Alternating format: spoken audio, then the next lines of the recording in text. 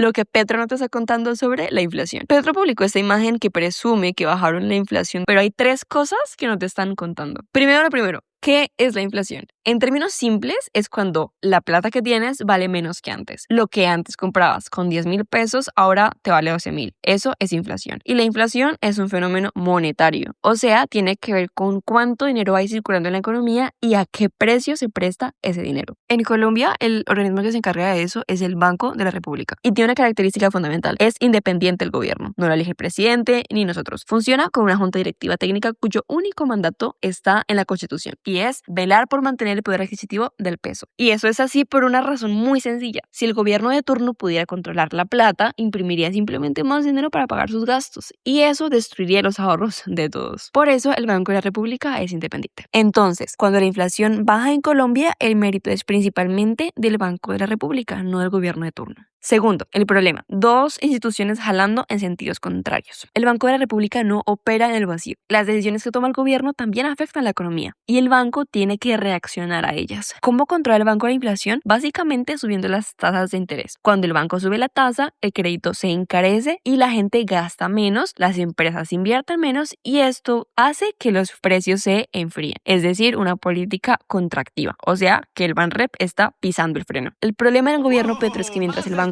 pisa el freno a fondo, el gobierno pisa el acelerador. ¿Cómo? Con 2 herramientas principalmente. Primero, el gasto público. El consumo del gobierno aumentó un 7.1% en 2025, superando incluso el crecimiento del consumo de hogares. Cuando el Estado gasta más de lo que produce, inyecta dinero a la economía y eso empuja los precios hacia arriba. O sea, el gobierno echó gasolina justo cuando el banco intentaba apagar el fuego.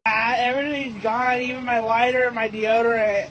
I was having so much fun with them. Segundo, el salario mínimo. En 2025, el gobierno decretó un aumento del salario mínimo del 11%, el doble de la inflación que había cerrado 2024. Y para 2026 lo subió un 23.2%. Y las expectativas de inflación para 2026 saltaron del 4.6 al 6.4% en un solo mes. Entonces, el banco tuvo que subir las tasas 100 puntos básicos en enero de este año. Y no para avanzar, sino como una decisión indispensable para evitar un desanclaje persistente de la inflación. ¿Y por qué el gobierno toma esas decisiones si el banco dice que son contraproducentes? Pues bueno, recordemos que el Banco de la República no lo elige nadie. Tiene que hacer lo técnicamente correcto, aunque sea impopular. Pero en cambio, el gobierno sí que necesita votos. Y subir el salario mínimo es una medida que suena súper bien. El problema es que si ese aumento está muy por encima de la inflación y de la productividad, no crea riqueza, sino que solamente redistribuye la presión de precios. Y las personas sí terminan recibiendo más pesos, pero que vale menos. Ahora la pregunta del millón. ¿Lo cumplieron? Pues bueno, la meta del Banco de la República era 3%. Y según ellos, se cumple en 5 años con una inflación superior a la meta del 3%. ¿Pero por qué importa esto? Porque cuando el banco lleva 5 años sin cumplir su meta, pierde algo que en economía vale muchísimo, la credibilidad. Si la gente no cree que los precios van a bajar, empieza a exigir salarios más altos, a subir los precios de los arrendamientos, a indexar toda la inflación pasada y eso crea un círculo vicioso, que es que la inflación se vuelve autosuficiente. Entonces, ¿bajó la inflación? Sí. ¿Lo bajaron ellos? No, fue el Banco de la República. ¿Bajó lo suficiente? No. Colombia hoy es la única economía de la región que no ha logrado llevar su inflación al entorno de la meta. ¿El gobierno ayudó? No. El Banco Central tuvo que contrarrestar activamente las decisiones fiscales y salariales del gobierno para que la inflación no volviera a dispararse. Así que la inflación haya bajado al 5% no es un logro del gobierno. Es el resultado de que el Banco de la República hizo su trabajo a pesar del gobierno. Y para 2026 ese trabajo tiene que empezar de nuevo. Así que no es un logro, presidente Petro, es un empate a medias entre 2 instituciones que deberían ir en la misma dirección y no lo hicieron gracias a ti.